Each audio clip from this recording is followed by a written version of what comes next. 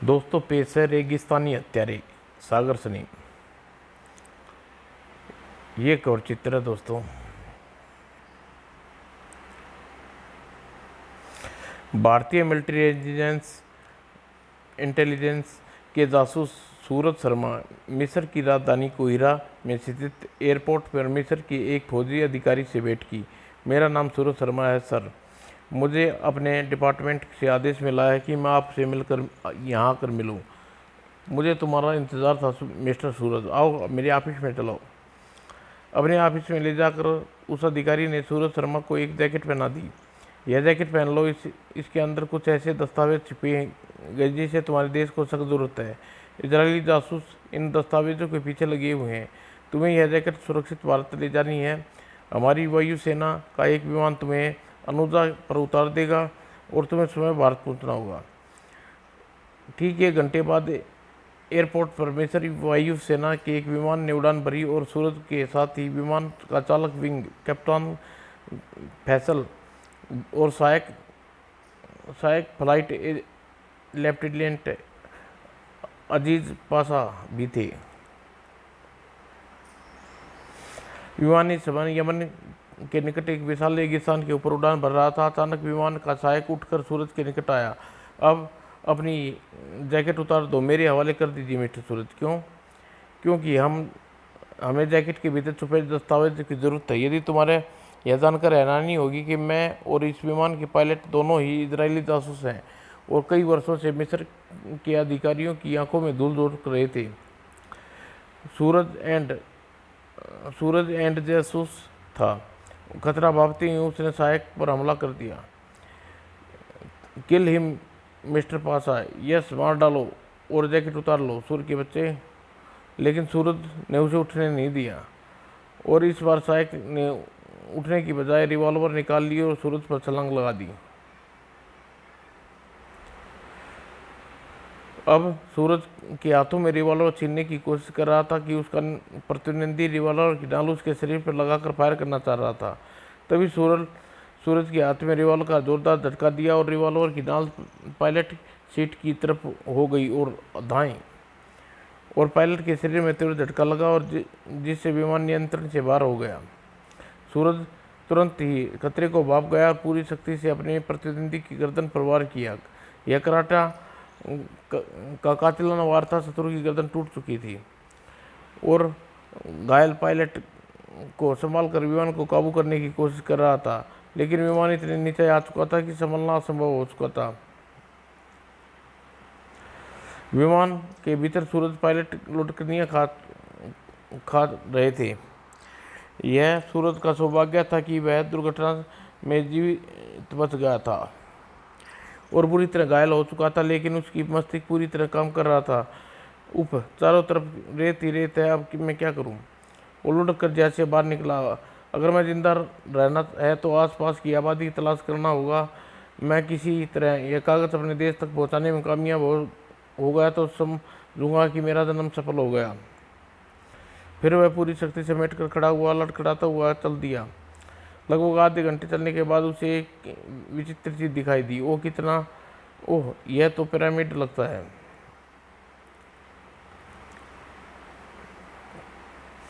सूरज ने जो देखी वह एक प्राचीन मकबरा था। मिस्र की धरती पर ऐसे रहस्यमय मकबरों की कमी नहीं थी। सूरज तेजी से मकबरे की ओर बढ़ रहा था, लेकिन जोश में आकर वह कुछ ज़्यादा ही ताकत खर्च बैठा, चक्कर खाकर गिर पड़ा और बेहोश हो गया। कुछ देर बाद ओह रेत में कोई पड़ा है। यह तो बेहोश है, जख्मी है, मुझे इसकी मदद करनी चाहिए। सूरज अपने ऊँट पर लादा और चल पड़ा। उधर टूटे जहाज में पायलट जीवित जरूर था, लेकिन उसका एहसास हो चुका था बहुत देर हो चुकी, कुछ देर का मेहमान है। भारतीय कहाँ गया? वह जिंदा बच गया और उसे जहाज से बाहर जाग कर देखा और रेत में कदमों के निशान, इसका मतलब वह जिंदा है। अब तक तो इस रेगिस्तान में कहीं भटक रहा होगा।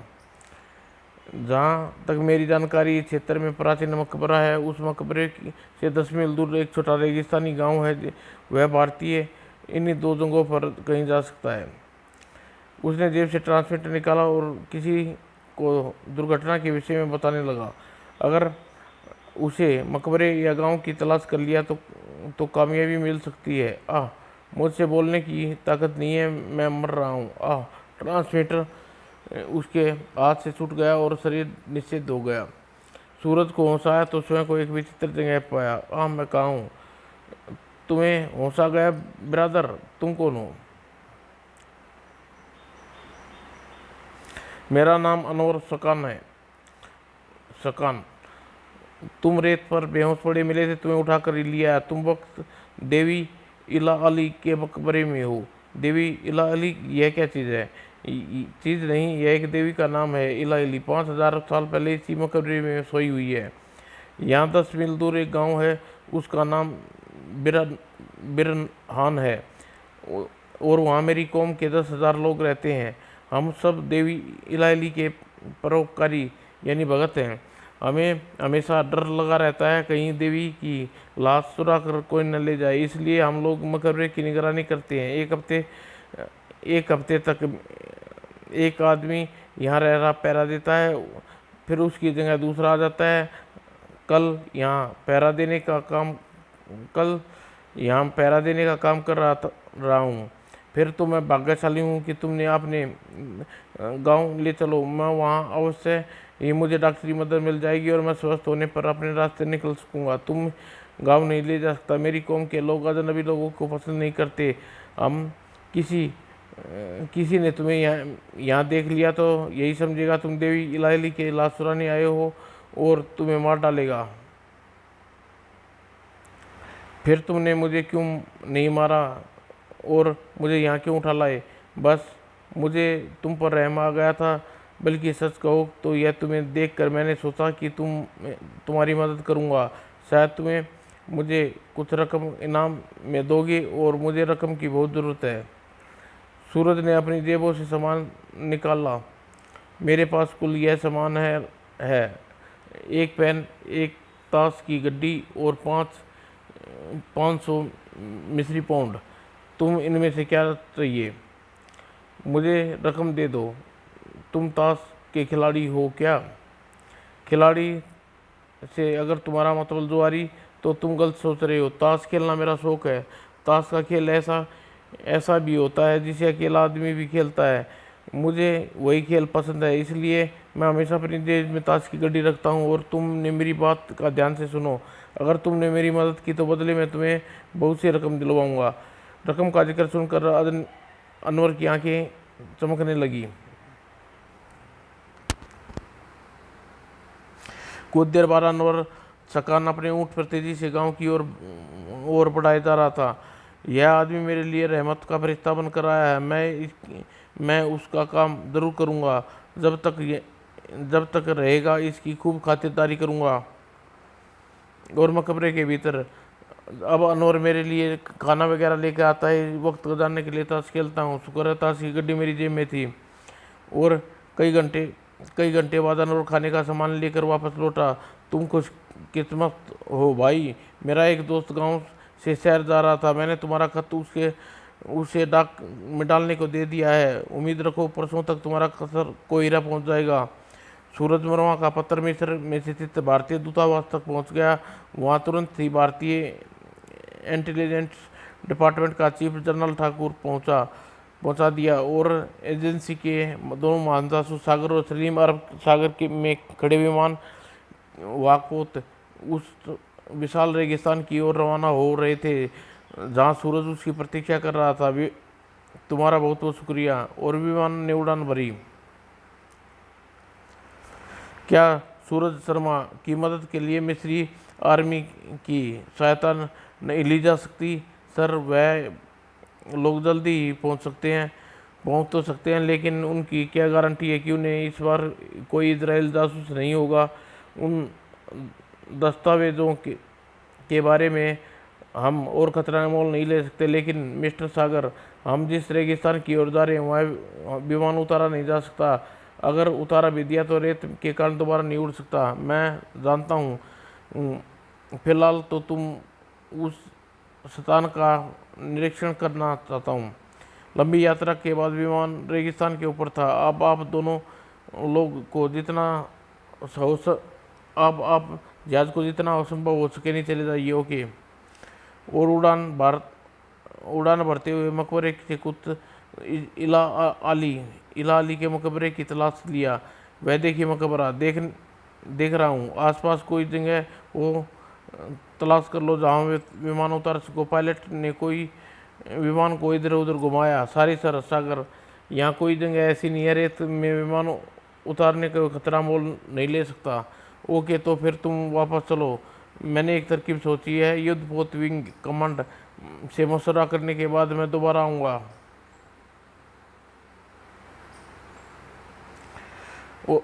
और युद्धपोत पर वापस सागर विंग कमांडर से मिला। सर, अगर मुझे एक ग्लाइडर मिल जाए तो मैं मकबरे के निकट उतर सकता हूँ। ग्लाइडर से आप कैसे जाएंगे? आपके इंजन तो उसमें इंजन तो होता ही नहीं।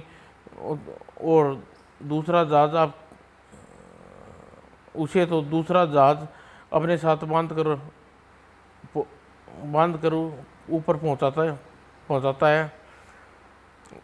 वह ऊपर पहुंचने वाला जहाज उसे अपने साथ खींचकर रेगिस्तान तक ले जा सकता है। और ग्लाइडर मकबरे के निकट छोड़ा दिया जाए तो वह नरम रेत पर उतरने में मुझे कोई दिक्कत नहीं होगी, क्योंकि एक निर्धारित समय पर उसी विमान द्वारा ग्लाइडर को वहां से उड़ाया भी जा सकता है। अब मैं आपकी बात समझ गया, मगर आप खतरा मोल लेने के लिए तैयार हैं तो मैं आपकी मदद करूंगा। हमारे पास ग्लाइडर भी मौजूद है। और कुछ देर बाद विचार विमर्श करने के बाद यात्रा की तैयारी कर ली गई। ग्लाइडर रनवे पर पहुंचा दिया गया। मैं भी आपके साथ ग्लाइडर में चलूंगा। नहीं सलीम, तुम पायलट के साथ विमान में जाओ। रहकर तुम मेरी ज़्यादा मदद कर सकोगे। और सलीम पायलट के साथ विमान में जा बैठा और सागर ग्लाइडर में सवार होकर अपनी सीट पर बैठ गया। और ग्लाइडर कंट्रोल स्टिक को अतिरिक्त कोई मशीनरी नहीं होती। सागर इसी कंट्रोल स्टिक से सारा काम लेना था। हेडफोन विमान के चालक का स्वर उभरा। Miss Sagar, you are ready for take up? Yes sir, please go out. और फिर उड़ान भरते ही ग्लाइडर को जबरदस्त झटका लगा। और क्योंकि आगे वाला विमान की गति तेज थी, सागर भी बड़ी तेजी से कुशलता से ग्लाइडर को संभाला और ऊंचाई पर पहुंचकर विमान से तार को ढीला दे दी। और 300 फुट दूर लंबे तार से बंधा विमान के पीछे उड़ रहा था। मंजिल पर पहुंचने से 5 मील पहले सागर ने पायलट की आवाज़ सुनी। मेरा ख्याल है कि अब आपको अलग कर सकते हैं। यस, मैं तार को अलग कर रहा हूँ। आप लोग वापस चले जाइए और कल निर्धारित समय पर मुझे लेने आइए। और सागर ने एक बटन दबाया और दबाते ही ग्लाइडर विमान के तार से मुक्त हो गया।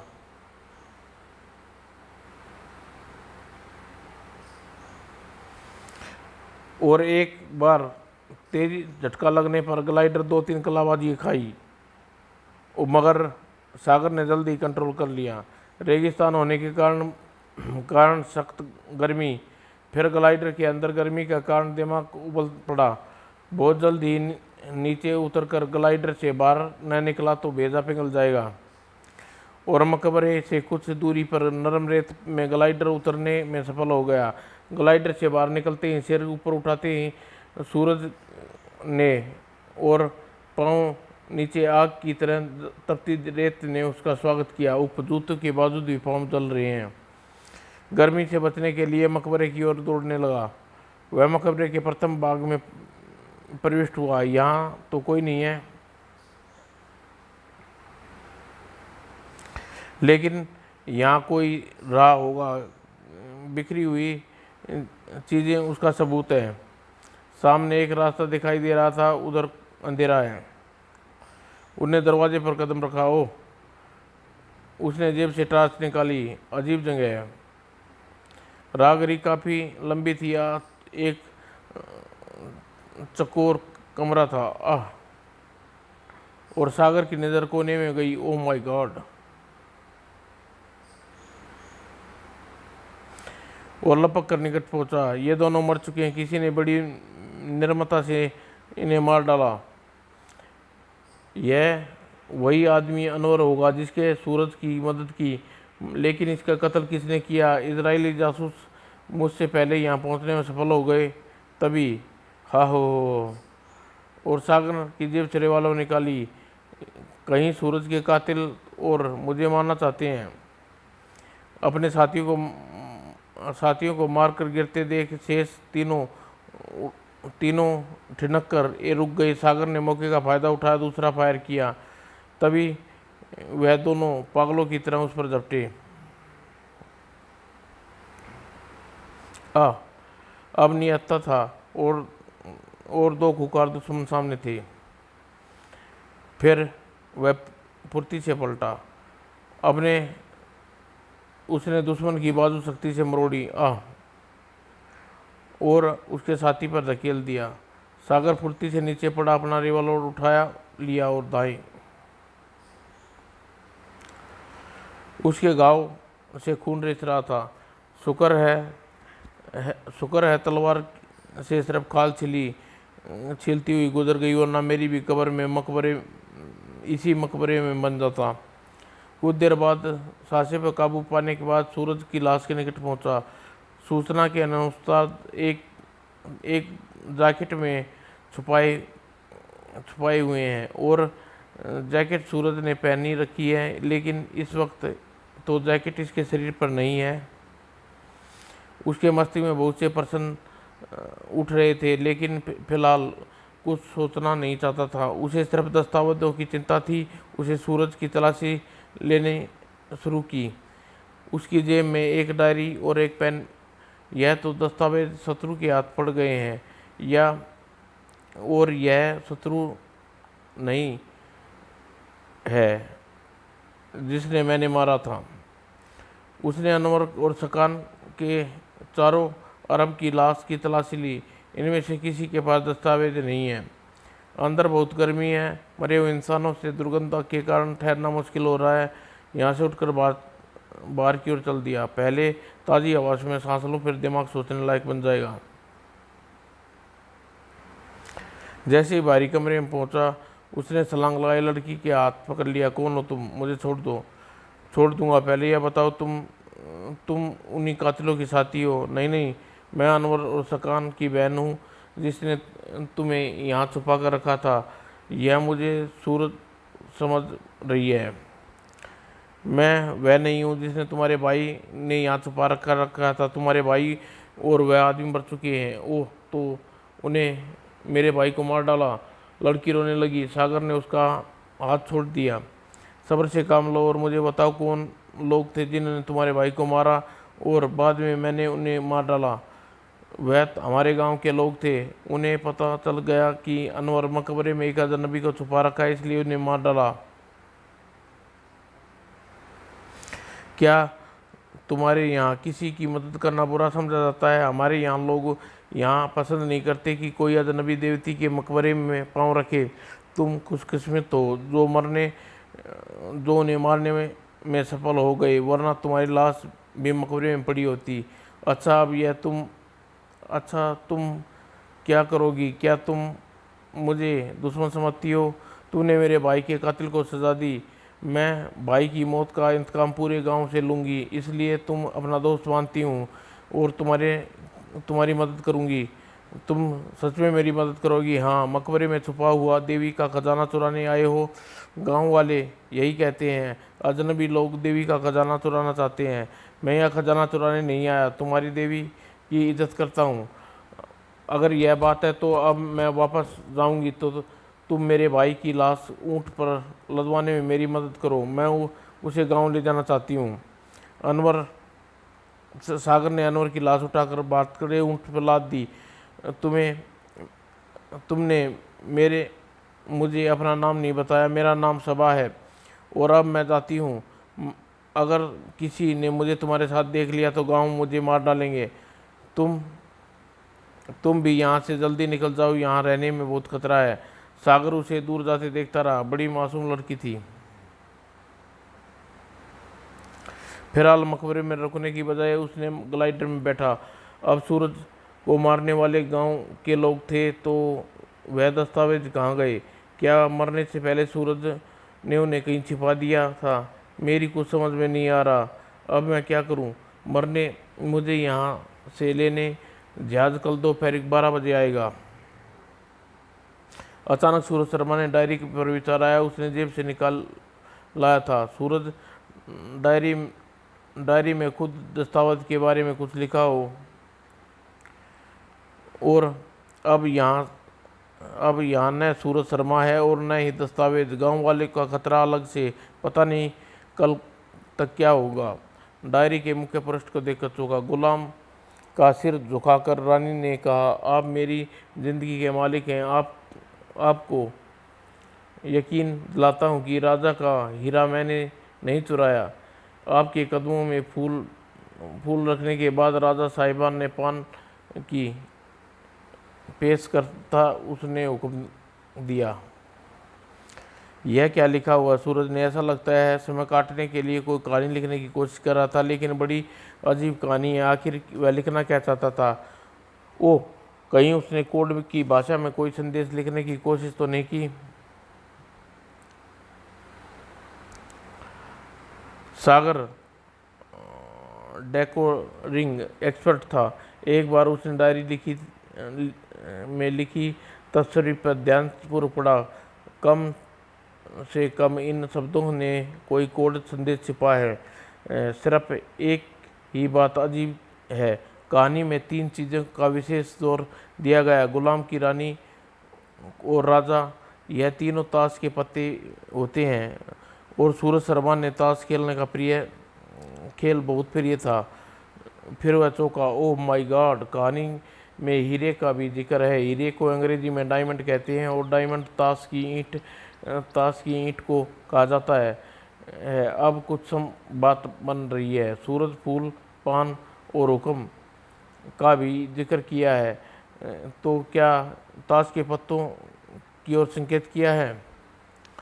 और अगले ही क्षण मकबरे की ओर दौड़ पड़ा।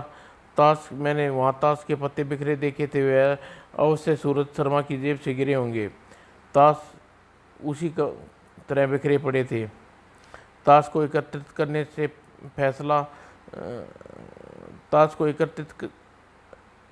करने से उन्हें फैलाया और ध्यानपूर्वक निरीक्षण करने लगा, और कोड का पैटर्न बना था। उसे डिकोड करना सरल काम नहीं था। 4 घंटे कागज और पेन पर हिसाब लगाता रहा। ओ गॉड, इन ताश के पेन के हल्के गाढ़े बिंदु बनाए गए हैं। कुछ पत्तों पर नंबरों के निशान लगाए गए हैं। सब निशानों को एक पुराने कोड का पैटर्न बना हुआ है। बड़ा मुश्किल काम है। और रात हो गई और वापस ग्लाइडर में आ बैठा। बैटरी से जलने वाले बल्ब का प्रकाश अपने काम करने लगा, और कुछ सफलता मिलती जा रही है। एक संदेश बन रहा है, और आखिरकार रात 2 बजे मेहनत करने के बाद कोड को हल करने में सफल हो गया। थैंक गॉड, अब पूरा संदेश पूरा हो गया। मुझे खतरा महसूस हो रहा है। मदद आने तक पता नहीं मैं जीवित रहूँगा या नहीं, लेकिन दस्तावेज की जैकेट छुपा रहा हूँ, और अंदर एक बड़ा कमरा है जिसमें बहुत से बूथ हैं। मटके रखे हैं। दाईं ओर दीवार के साथ रखे मटके में जैकेट डाल दी है। तो सूरज ने मरने से पहले दस्तावेज खुद छुपा दिए थे, और उसकी निगरानी के लिए डायरी में यह अजीब सी कहानी लिखी दी। लेकिन काफ़ी समझदारी से काम किया था उसने। मुझे जैकेट निकालनी है, यह काम सुबह करूँगा। और दिमाग उलझन को दूर हो चुकी थी, इसलिए सीट पर पसर गया और सुबह काफ़ी देर तक सोता रहा। जब उठा, सूरज सिर पर चढ़ गया। ओह, 10 बज गए हैं, काफ़ी गर्मी हो गई है। नींद नहीं खुली। 12 बजे सलीम विमान मुझे लेने आएगा।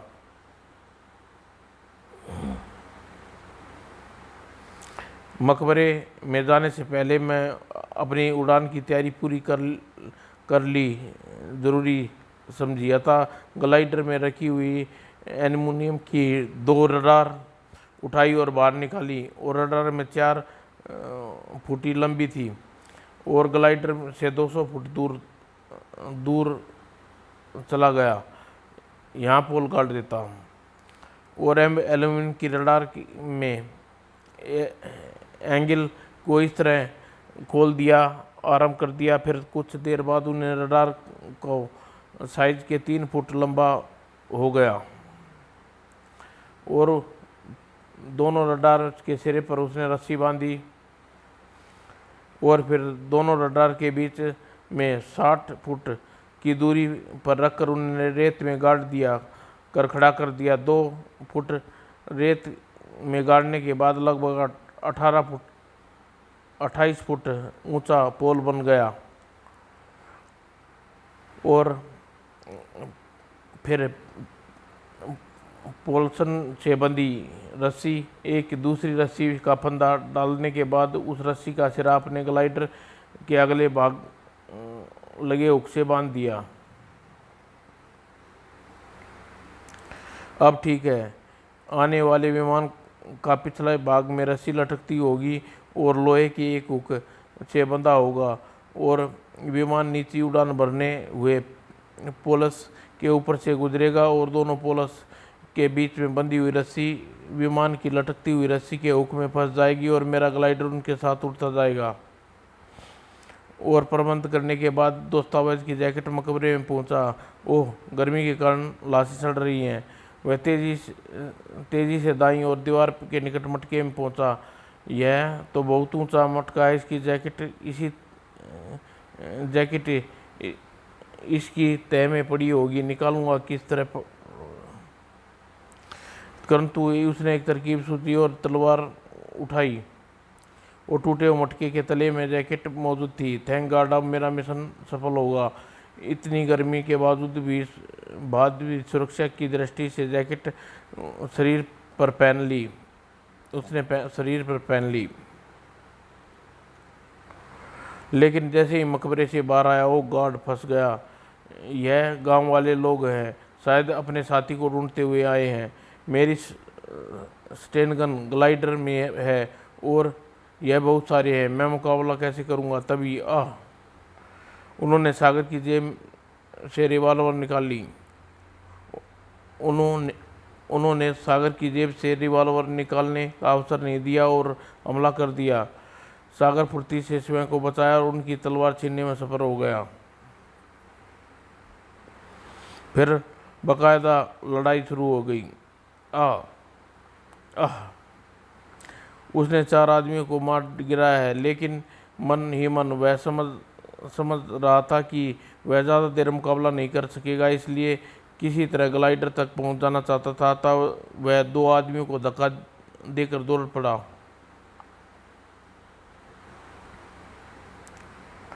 हमलावरों से कुछ भागने में सफल हो गया और तलवार फेंककर जेब से रिवॉल्वर निकाल ली। रुक जाओ, वरना तुम सबको मार डालूंगा।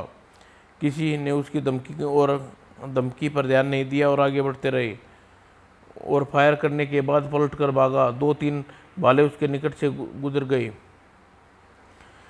एक बार फिर वह रुका और पलटकर 2 फायर किए और फिर भागा।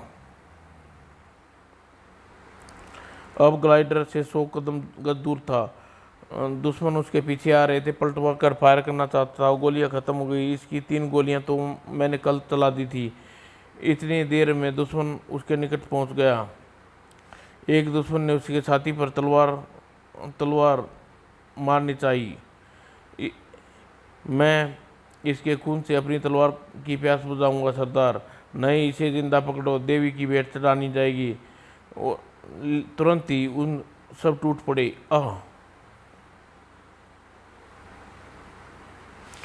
अभी बचना मुश्किल है, छोड़ दो मुझे, मैं तुम्हारा दुश्मन नहीं हूँ। तभी आकाश से ग्लाइडर की गड़ागड़ की आवाज़ सुनाई दी। ओह सलीम, जहाज लेकर आ गया। विमान ने गोता लगाया और उसके सिरों पर से गुजरा। अचानक जहाज को अपने सिरों पर देखकर घबरा गए। सागर उन्हें आश्चर्य से घबराता का लाभ उठाकर झटका दिया और समझ छुड़ाया और ग्लाइडर की ओर दौड़ा। जहाज से दूर चलकर चक्कर लगाकर वापस आ रहा था। एक बार फिर उनके सिरोज के पास से गुजरता तो उन्हें डर कर इधर उधर भागे। सलीम जहाज को नीचे का दृश्य देख रहा था। सागर साहब ने ग्लाइडर में सवार होते ही तुम ग्लाइडर को उठाना, ओके। और सागर ने छलांग लगाई और ग्लाइडर में घुस गया और ऊपर से उड़ता हुआ जहाज कुछ दूर जाकर वापस मुड़ा और तेजी से पेलिस पे बंधी हुई रस्सी की ओर आया। लेकिन पहली कोशिश बेकार गई, रस्सी के हुक में नहीं फंसा। ओह, यह तो बुरा हुआ, वे लोग इधर ही आ रहे हैं।